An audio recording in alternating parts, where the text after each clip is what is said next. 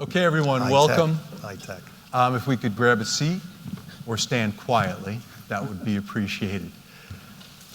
So I wanted to just preface this by saying that this fireside chat that we're doing on in-building, we pulled together several weeks ago. The two gentlemen beside me here, Dominic Villecco and John Foley, I've known both of them for several years. Dominic for many years. Many years, Tom. I don't want to say how many. Many. We've been involved collectively in the in-building arena with respect to public safety and broadband and Wi-Fi. This discussion is about the importance of in-building coverage, mainly as it pertains to public safety, but also broadband as well. We know there's convergence happening. So with that, let me give you a quick introduction. My name is Tom Marciano. I'm the former president of the New York State Wireless Association. I'm still a board member, co-chairing our Workforce Development Committee. I also am the Chief Growth Officer and partner at inRange Solutions and Azimuth Engineering Group. Been in the industry about 33, 34 years. Llewellyn, don't make fun of me, I see you. Certainly have seen a lot. Dominic Villecco, second to my right over here. Dominic has more than 40 years experience in the telecommunications industry. Yes, he is older than me. That's right. Even though I don't look it. No, we know. We know. 27 of which has led V-COMM through its continued success. He's qualified as an expert witness in telecommunications engineering and testified in federal court on behalf of the FCC and U.S. Department of Justice in 2 high-profile cases. Prior to founding V-COMM, he led all engineering efforts for Comcast Cellular Communications, where we met. Yes. And Comcast International Holdings as vice president of engineering. He also helped design the first regional cellular network in the United States with proprietary automatic call delivery among independent carriers. Dominic was previously named Vice Chairman of the Board of Advisors for Drexel University's Electrical and Computer Engineering Department and Chairman of the Technical Subcommittee for APCO Region 28 and its 700 megahertz initiatives. In 2001, he received the Distinguished Alumni Award from Drexel's Engineering and Computer Engineering Department for his continued success. Dominic is the current president of the Board of Trustees for the New Jersey Wireless Association and also serves as its Public Safety Committee Chair. Directly to my right, Mr. John Foley, also an extraordinary guitar player and singer, if you were at the event last night at the Night Owl. Great Joe Walsh. John serves as Managing Director of the Safer Buildings Coalition. The Safer Buildings Coalition is an independent, not-for-profit organization providing thought leadership and education focused on advanced policies, ideas, and technologies that ensure effective in-building communication capabilities for public safety personnel and the communities they serve. John serves the Safer Buildings Coalition mission through policy, regulation, strategy, and thought leadership development by solidifying member services and value and by establishing a strong operational financial base as tools to propel SBC's mission. Okay, this is a big number. For over 45 years, is that right? Okay. John has held key business development operations, engineering, and executive roles as telecommunications service companies such as Level 3, MFS, and MCI. John was co-founder of XO Communications, where he was VP of Operations and Engineering, and later a VP of International Network Development. John led dark fiber provider City Signal Communications in the position of president and CEO. John previously served as capture director for specialty construction firm Henkels & McCoy, serving in the DAS integration and low voltage services group. John previously served as an emergency medical technician in Philadelphia, and he comes from a family with a tradition of first responder service with his grandfather, great uncle, brother, and son, all serving in the Philadelphia Police Department. And that's all the time we have today. Thank you for coming. Okay, let's go to our first slide. Beautiful. All right, so Safer Buildings Coalition is we're taking aim at in-building wireless dead zones. And the 3 pillars of public safety communications are: 1, you have to be able to dial 911 and be quickly and accurately located. That's pillar number 1. Pillar 2, mass notification text messages have to reach the intended recipients. And 3, public safety, first responder communications have to work regardless of whether you're using a push-to-talk radio or a cell phone.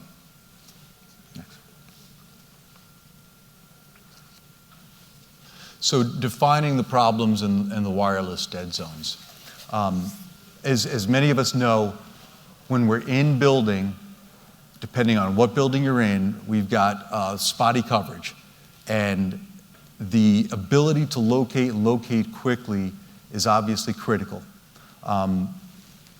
Dominic, why don't you discuss a little bit with us what you're doing, how you're doing it, what's going on there? Simply, the wireless dead zones, it's a function of several different things. The frequencies keep getting higher. We've got these more energy efficient buildings with energy efficient glass. There's less penetration. It's the same issue that has been experienced by both wireless carriers and by the public safety groups, that we just can't get signal in. And so there's these dead zones in many of these buildings, and we've got another slide to kind of give you an idea of some of the buildings as well.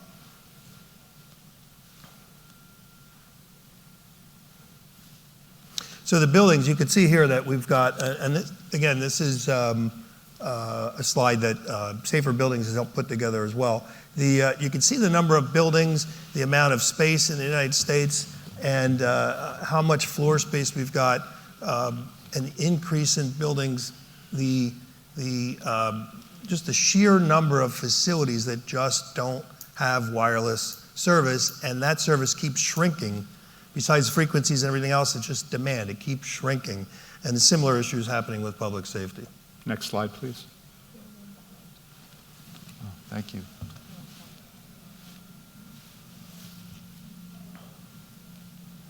So I'll just talk briefly about this. It's real simple. So an emergency responder enhancement system, very similar to the DAS that you've seen. Basically, there's some type of a source. In this case, it's an external donor antenna, picks it up off the air, goes down into an active amplification system, and then it distributes it through a passive system of antennas and cables and that type of thing. So it's essentially the DAS like you've seen, and there's some nuances between public safety DAS and wireless DAS. Some of it's code related, some of it's just frequency related, but for the most part, they're the same thing and they solve the same problems. Right. Let's go to the next slide. Okay, thank you. So, John, if you can talk to fire code. So this is important information with respect to what's being mandated in various states through different organizations. Can you speak to this, John, please? Yeah, sure. So some time ago, starting in around 2009, fire and building codes were updated to require that first responder communications work inside buildings. Now, at the time, that was mostly land mobile push-to-talk radio. But as time has evolved, now you have FirstNet, which is on cellular service by AT&T, and others. And not only that, but also a shift from just voice only to voice and data. And so, wireless cellular platforms are much more suitable for data applications. And so the fire codes have also evolved over time. Now, what's interesting about this regime is this is an actual mechanism that could compel a building owner to spend money on in-building wireless infrastructure. That's really, really key, right? Think about it. There's really no federal mandate to make a building owner do anything. But through fire and building codes, you can require a building owner to deploy wireless infrastructure. I'll add parenthetically, you'll see New York City, terminally unique, has its own requirements called ARCs, Auxiliary Radio Communication Systems. Work somewhat differently than the rest of the country, but across the board, this is a regime that would make a building owner spend money on infrastructure. So the conversation continues, okay, if they're in a compliance mode, how do you move them from compliance to, I think what somebody said the last panel, which is a coalition of the willing. How do you get them willing to deploy wireless infrastructure in buildings? So that's an interesting conversation. Thank you. So where does New York State rank? This data set is compiled from our members. Safer Buildings Coalition is a member-based organization that includes public safety, building owners, as well as the industry that deploys wireless. This is a swag based on information that we collected. Not surprising, you see Florida and Texas at the top. Florida is probably the most aggressive in deploying systems in the country, and among the data points there is they also enforce on existing buildings, where many states and jurisdictions don't. New York's about the middle of the stack. There's strong deployment in New York City for ARC systems, but those are very specific systems that only deal with fire department radio. Okay, so police, law enforcement, and so forth, EMS don't really benefit from those systems at all, right? So I think New York State has work to do. Happy to discuss that later.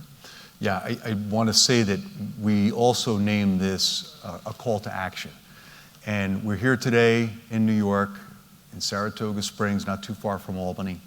And we know that New York, for the safety of our schools, for the safety of the public and whatnot, has to get on board, similar to what Florida has done and enforced. And I spend a deal of time in Florida now, where they are really enforcing these fire regulations, say we have to have in-building coverage for the safety of the public and private. Obviously, with some circumstances that are arisen over the past few years, as unfortunate as it is, with what's going on in our schools and the massacres going on, we realize that this is extremely critical, and that's why we're calling this a call to action, particularly here in New York State. Next slide.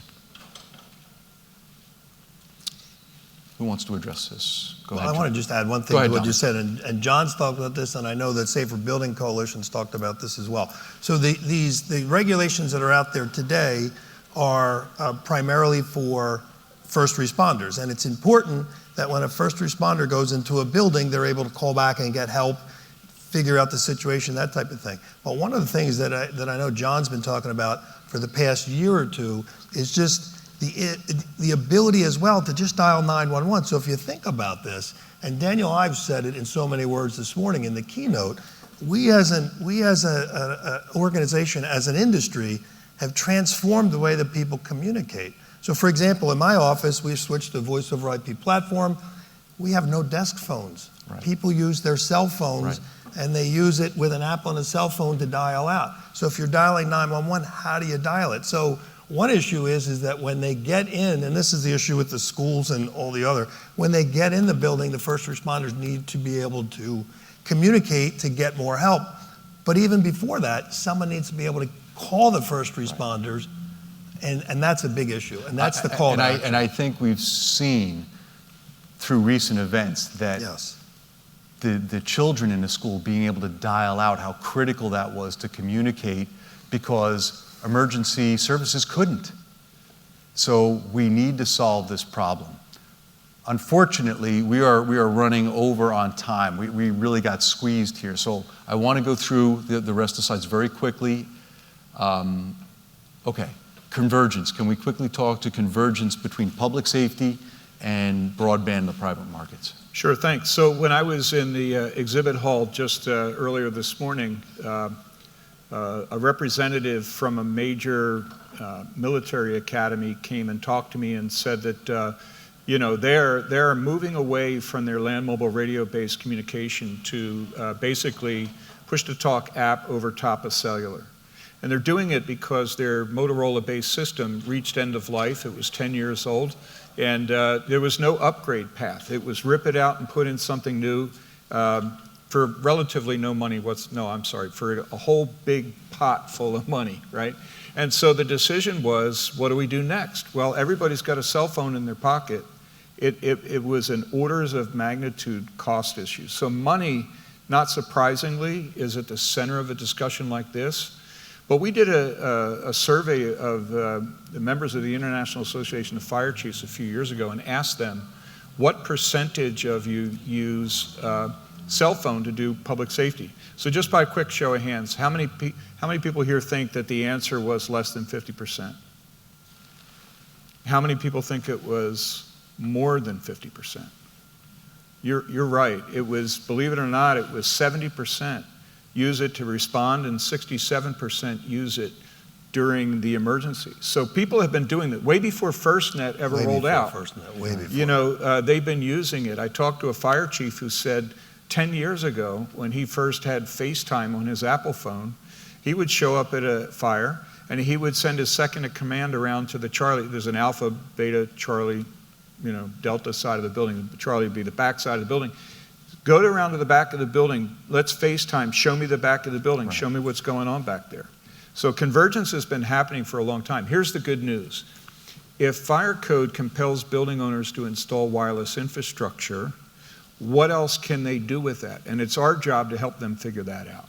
If I can add one thing to that, John. Our firm does a lot of work with public safety, and we've seen this, and you want this, quite frankly. When you talk to emergency responders, and they have a different mentality because they need to, it's a belts and suspenders mentality. So when they go in, if their LMR doesn't work and their cell phone does, or vice versa, they've always carried this, like you said, John, for years. So it's no surprise. I didn't raise my hand when I said less than 50, because I know it's been way more than 50. Belts and suspenders. And when they come to help you, their whole issue is, I just need to communicate if I'm going to help that person. And that connection has to be there. And that's why they believe in belts and suspenders, which is why this convergence is long before FirstNet. FirstNet is really formalizing the convergence. And I think you're going to see this, and the other carriers have done it as well. It's there. It's been there for years. And from a public safety perspective and from your own personal safety perspective, and if you've ever dealt with any of these people that are first responders, and John knows this from being a family of first responders, belts and suspenders, because if I'm in a situation, I need to know that I'm going to get this person out and I'm going to get myself out. Understood. So, Hold on, he keeps saying belts and suspenders. I understand what he's saying. I get it. Some of you may not. I get it. Your pants are never going to fall down. Exactly. That's the point. That's right. Thank you. Exactly. Thanks for that clarification. So listen, we have to unfortunately get moving here. So here's what I'd like to do. I don't even know if we do one more. One more. One. There you go. That's the call to action. Thank you. So what we wanted to leave you with was, what we're trying to do as New York State Wireless, what we're asking all of you to do is we have got to get New York State to a much higher level with respect to public safety, coverage in building for the safety of, like we said before, our children, the public, private citizens. So NJWA itself, I'm going to be speaking to the board about this. How do we educate and advocate and start and working with John and his team? We've got a partnership with Safer Buildings Coalition. We really need to take action as both associations and you as individuals. So keep your eyes and ears open. We're looking to set priorities. I think without saying anything more, schools and higher education is number one, okay? Funding will be an issue. We've got a lot of broadband money. We're looking to see how we can potentially utilize that and focus it on providing better public safety in building. And then lastly, it's helping property owners and whatnot. So here's what we're going to do. We got to go, right? Okay, thank you, Rob. Q&A we have to pass on, but V-COMM and Safer Buildings have tables side by side in the exhibit hall, so if you want to drop by and visit us during one of the breaks, we'll be there. And thank you, everybody. Thank you, everyone. Thanks, Erica.